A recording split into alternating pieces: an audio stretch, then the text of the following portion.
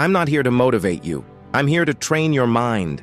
By the end of this video, you'll understand exactly how Stoics stayed calm while everyone else lost control.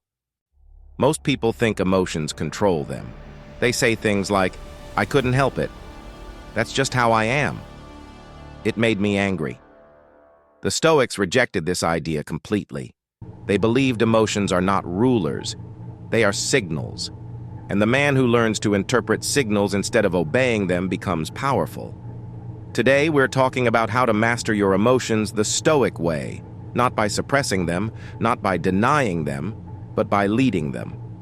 If you've ever lost control of your temper, if fear has ever stopped you from acting, if anxiety has kept you awake at night, this lesson is for you. Before we begin, like the video, subscribe and comment. I choose emotional discipline. Part 1. Why emotions control. Most people are raised to believe emotions are automatic. Something happens. They feel something. They react. No pause, no reflection, no choice. The Stoics saw this as weakness, not moral weakness, but mental weakness. Epictetus said, "Men are disturbed not by things but by the views they take of them." In simple terms, events don't hurt you, your interpretation does. Anger feels powerful in the moment, but it removes judgment. Fear feels protective, but it often lies. Anxiety feels like preparation, but it usually imagines problems that don't exist. The Stoic goal is not to erase emotion. It is to separate emotion from decision. That separation is freedom. Part 2. Anger, the most dangerous emotion. Anger is the emotion that destroys the most lives. It ruins relationships. It ends opportunities. It causes regret.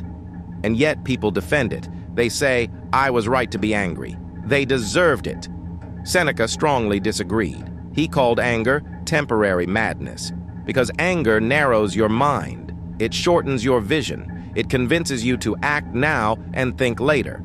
The Stoic response to anger is not expression. It is delay. You do not act while angry. You do not speak while angry. You do not decide while angry. You wait, because anger fades and clarity returns. A Stoic understands this. No decision made in anger improves your life. Control anger, and you control yourself. Part 3. Fear, false protection. Fear tells you it is keeping you safe. Most of the time, it is not. Fear exaggerates danger. Fear predicts failure. Fear convinces you to stay small. Marcus Aurelius wrote, "Today I escaped anxiety," or no, I discarded it because it was within me. Fear lives in imagination, not reality. The Stoic trains himself to ask one question: what is actually happening right now? Not tomorrow, not next month, not the worst-case scenario, right now. Most fear dissolves under inspection. The Stoic does not eliminate fear. He walks forward despite it. Courage is not the absence of fear. It is obedience to reason instead of emotion. Part 4. Anxiety and overthinking. Anxiety is fear stretched over time. It is the mind rehearsing pain that may never arrive. Stoics considered this a misuse of imagination. You are suffering in advance for events that may never happen. The Stoic solution is grounding. Return the mind to the present moment, the task in front of you, what is actually within your control. Anxiety weakens when attention becomes precise. You stop asking, "What if everything goes wrong?" and start asking, "What is required of me right now?" That question restores calm. Part 5. Emotional discipline. As daily training, Stoicism treats emotional control like physical fitness. You don't master it once, you train it daily. You practice restraint in small moments, choosing silence over reaction, choosing patience over impulse, choosing reason over emotion. These small victories compound. Over time, something changes. You react less. You recover faster. You think more clearly under pressure. People begin to notice.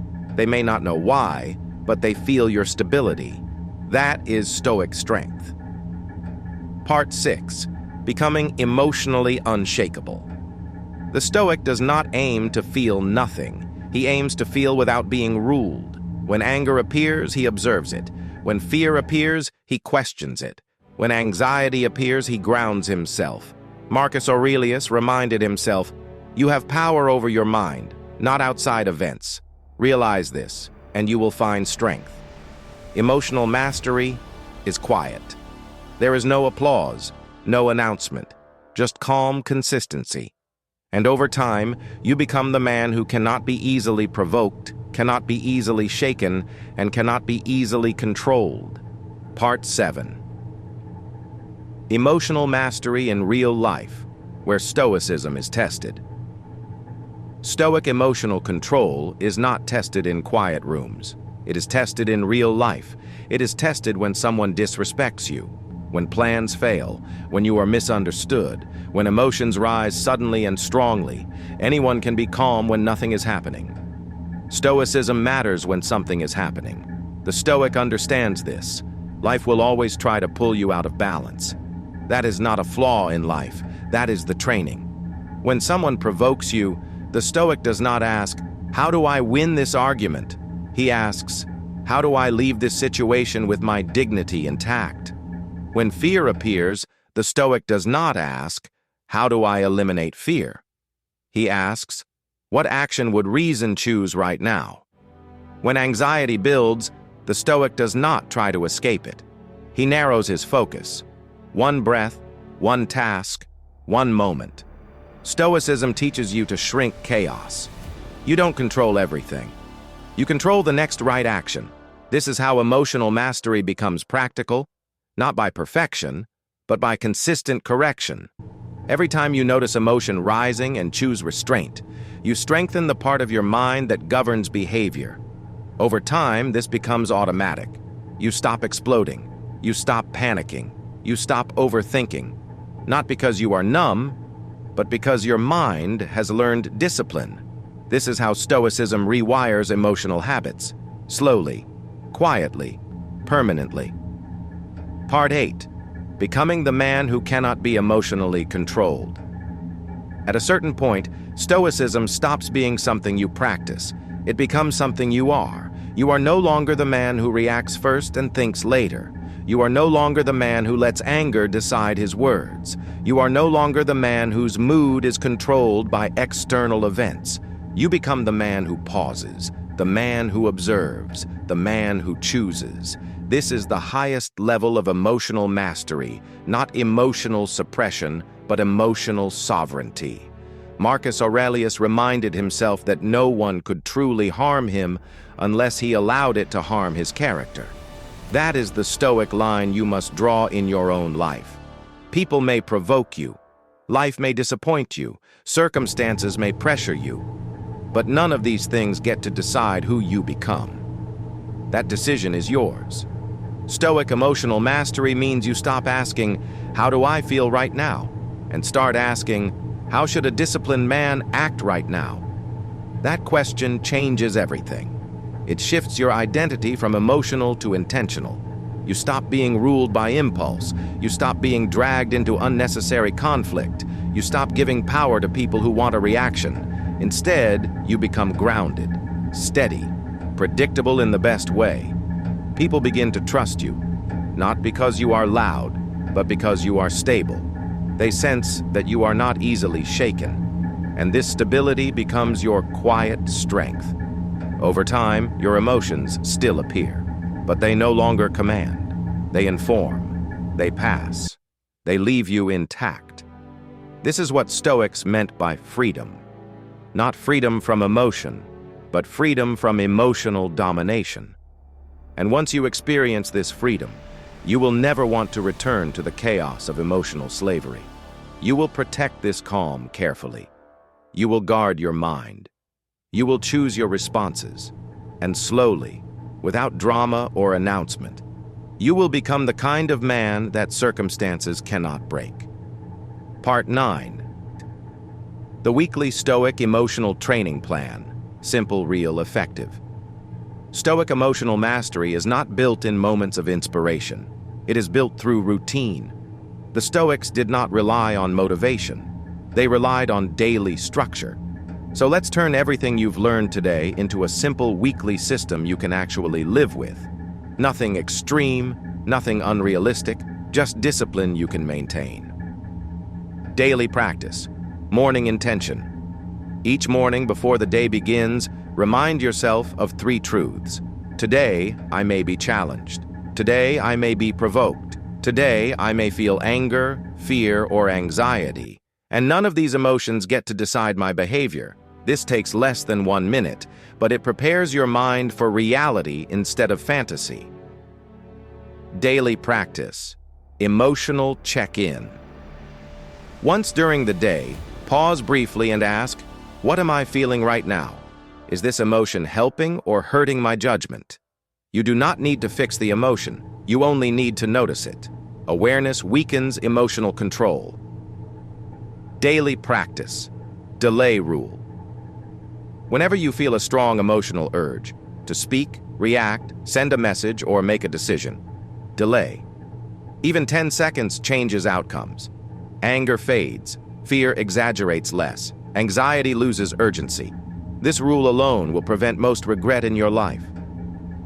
Evening practice. Stoic review. At night, review the day honestly. Where did I react well? Where did emotion lead me instead of reason? What can I improve tomorrow? No self-hate, no guilt, only correction. This is how discipline grows without punishment. Weekly practice. 1 controlled discomfort. Once a week, choose 1 small discomfort intentionally. Cold shower, hard workout, silence instead of entertainment, walking instead of convenience. This trains your nervous system to stay calm under pressure. A man who can endure small discomfort is less shaken by large problems. Weekly reflection, identity reminder. Once a week, remind yourself, I am not my emotions. I am the one who observes and directs them. This single sentence keeps you grounded. Why this works. This system does not aim for perfection. It aims for progress. Emotional mastery is not about never feeling anger, fear, or anxiety. It is about recovering faster, reacting less, and choosing better. And when practiced consistently, something happens. Your emotional baseline changes. What once triggered you no longer has power. What once overwhelmed you becomes manageable. This is Stoic freedom in action. If this lesson gave you clarity, like the video, subscribe, and share it with someone who needs emotional control. Comment below, I lead my emotions. Tomorrow, day 3, we talk about self-respect, boundaries, and dignity. Until then, stay calm, stay disciplined, stay stoic.